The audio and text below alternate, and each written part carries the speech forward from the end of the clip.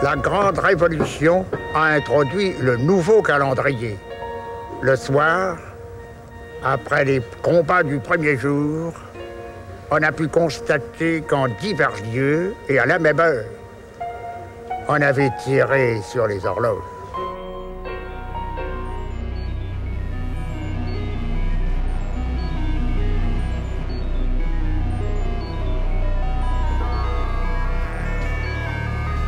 Tu vas te libérer, Paris.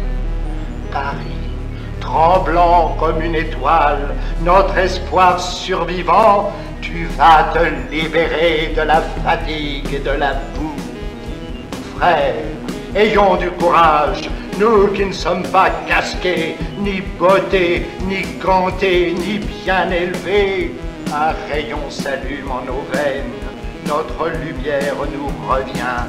Les meilleurs d'entre nous sont morts pour nous, et voici que leur sang retrouve notre cœur. Et c'est de nouveau le matin, un matin de Paris, la pointe de la délivrance, l'espace du printemps naissant.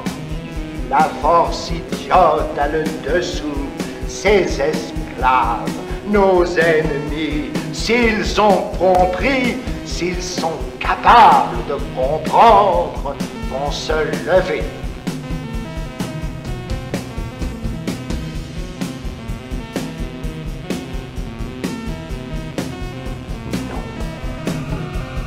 Non.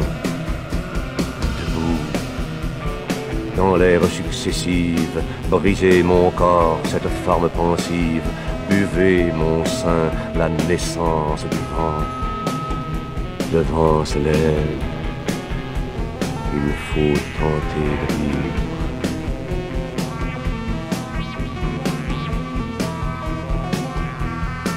Le délire n'assure plus sa publicité, ni par police, ni par guerre, ni par asile, ni par ces grands discours de l'homme malheureux.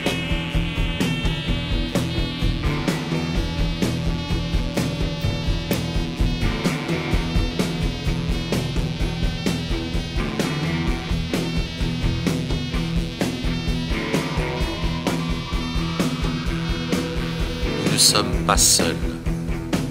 Voici à nos côtés, soudain, la merveille. Et le monde est complice.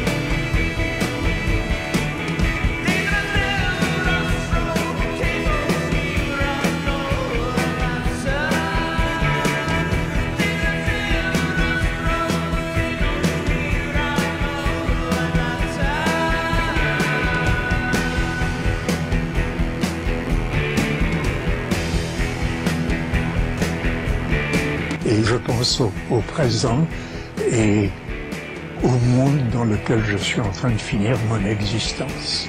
Ce n'est pas un monde que j'aime.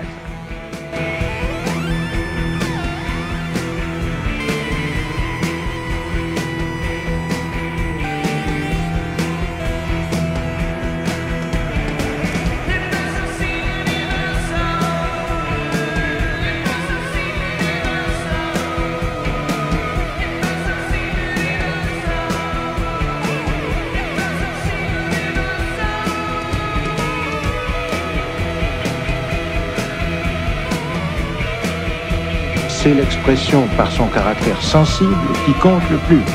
D'ailleurs, ma philosophie ne pourrait en aucune mesure s'exprimer sous une forme qui ne soit pas sensible.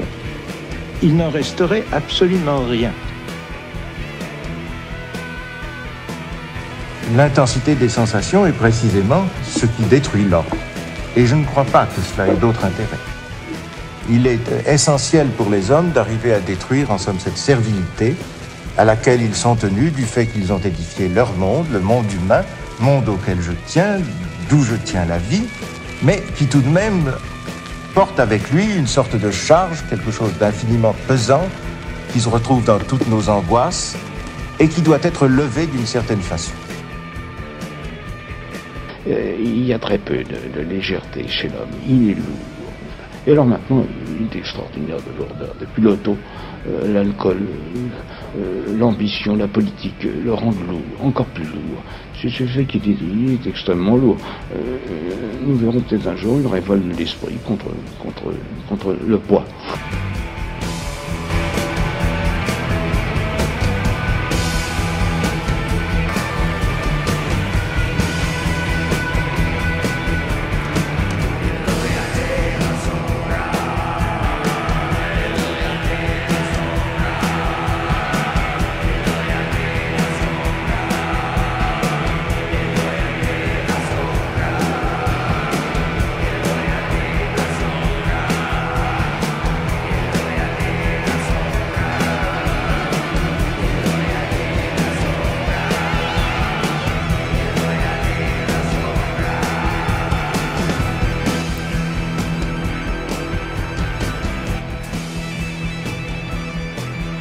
Il s'agit essentiellement de délivrer les choses, c'est-à-dire l'existence et le monde, du but.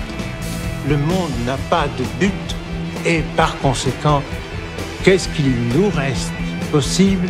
C'est de rire de ce qu'il est.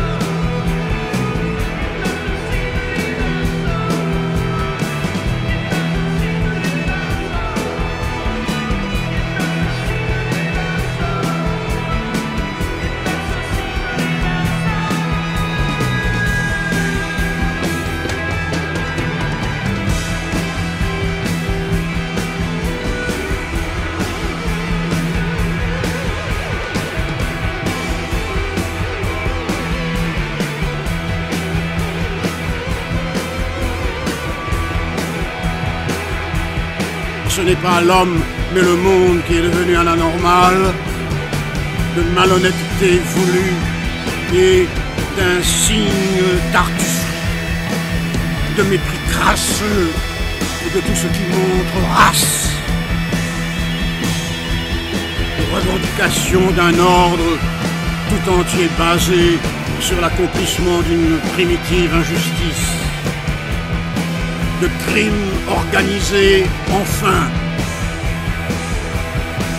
Ça va mal, parce que la conscience malade a un intérêt capital à cette heure, à ne pas sortir de sa maladie.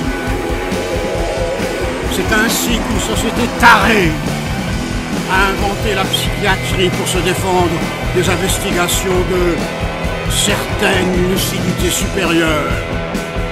Il y a les grandes passes d'envoûtements globaux auxquels toute la conscience alertée participe périodiquement. C'est ainsi qu'à l'occasion d'une guerre, d'une révolution, d'un bouleversement social encore dans l'œuf, la conscience unanime est interrogée et s'interroge, et qu'elle porte aussi son jugement.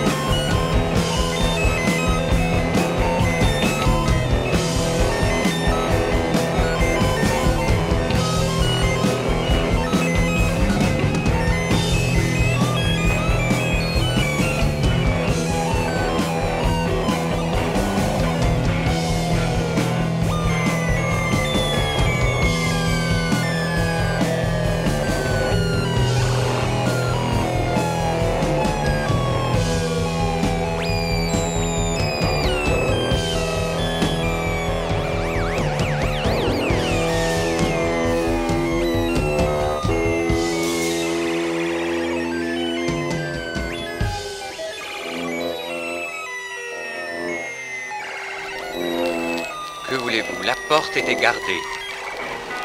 Que voulez-vous? Nous étions enfermés. Que voulez-vous? La rue était barrée. Que voulez-vous? La ville était matée. Que voulez-vous? Elle était affamée. Que voulez-vous? Nous étions désarmés. Que voulez-vous? La nuit était tombée. Que voulez-vous? Nous nous sommes aimés.